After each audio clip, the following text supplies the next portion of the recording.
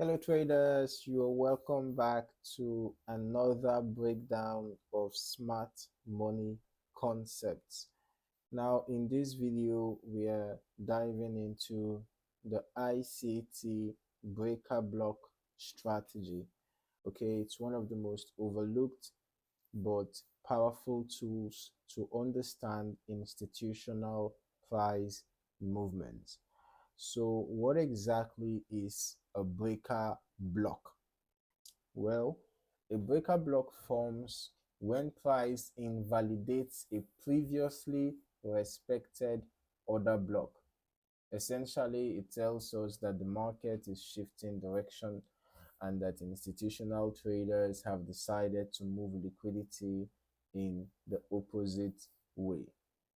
All right, so many traders, or retail traders to be specific, get caught in these traps because they don't recognize this pattern.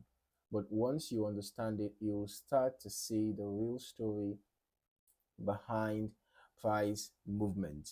Okay, so think of it this way: an order block is an area where price was expected to respect and continue in the same direction, right?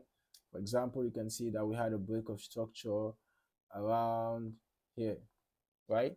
Had a break of structure around here, and then the other block for this zone is going to be around here, right? The bearish order block, although price didn't exactly tap into that, but assuming price tapped into this order block, perhaps respected it and came down, and maybe later on went back up, broke below it and did something like this. In this case, we're going to be having a breaker block because price has now broken above the previously respected order block and has now turned that order block into a demand zone. From it being a supply zone, it now turned into a demand zone. Okay, so an order block is an area where price was expected to respect and continue in the same direction, right? But when that level fails, it doesn't just fail randomly. That failed order block becomes a breaker block, signaling a reversal. Okay, so it's like the market showing its hand, revealing where liquidity was collected before pushing in the opposite direction. Now, let us talk about how to identify a breaker block on your chart. The first step is to locate a valid order block that price once respected. Okay, so I'm just gonna use this as an example, all right? But you can actually, when you are doing live chart analysis, you have to look for an order block, that has been respected. Okay, I'm just trying to see if we can find a quick one. Okay, but for want of time, let's just use this example that we are using already. Okay, so once you have located a valid order block that price once respected, the next step is to watch how price interacts with that area again. If price pushes through and completely invalidates it, then that failed level becomes your breaker block. The third step is to look for price to return to the blocker, the breaker block area, after price must have already turned it to a demand zone. That's if it is the case of a bearish order block being turned into a breaker block, because had it been it was a bullish order block, it's going to be turned from demand to supply, right? So you look for price to return to the breaker block.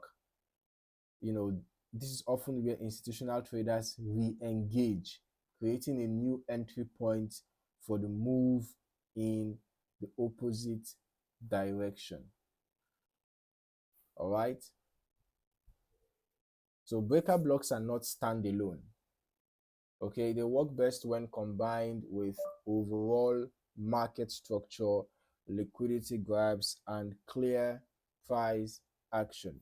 For example, if you see a liquidity sweep above a key high, all right, if you see a liquidity sweep above a key high, you can see we actually have a key high around here,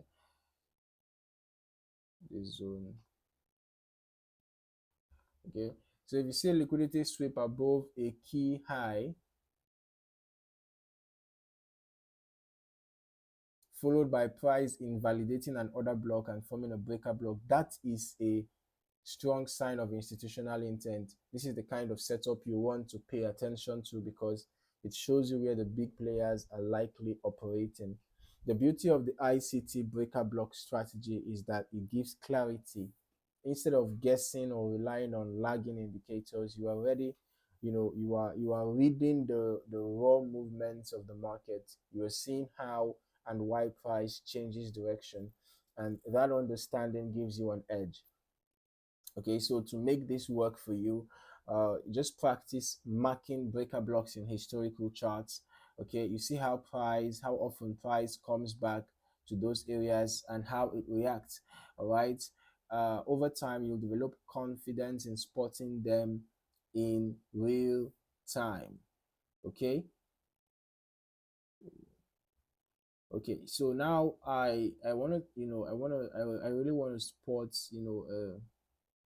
okay, here we had a I want to try and spot an example in our historical chart. So we had a break of structure around here. Okay, so this break of structure was led by this, right? The last bullish candle before the break of structure. So we actually had price get to this zone. Okay, but in this case the order block was respected. Okay, we didn't exactly have a breaker block in this scenario. I was trying to see if we can find an example for a breaker block. All right.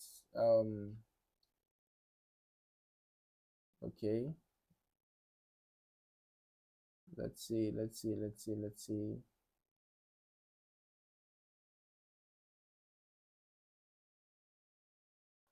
Okay, here we had break of structure, right? And then we had this, right? So in this particular scenario, if you look closely, you would see that we had a breaker block here because this was supposed to be a bullish order block. But as price came down, you can see price broke below it. And guess what? As price broke below it, can you see that price actually tested it?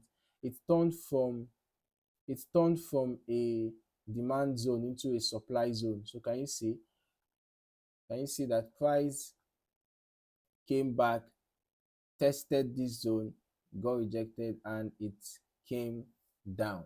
All right, so this is an example.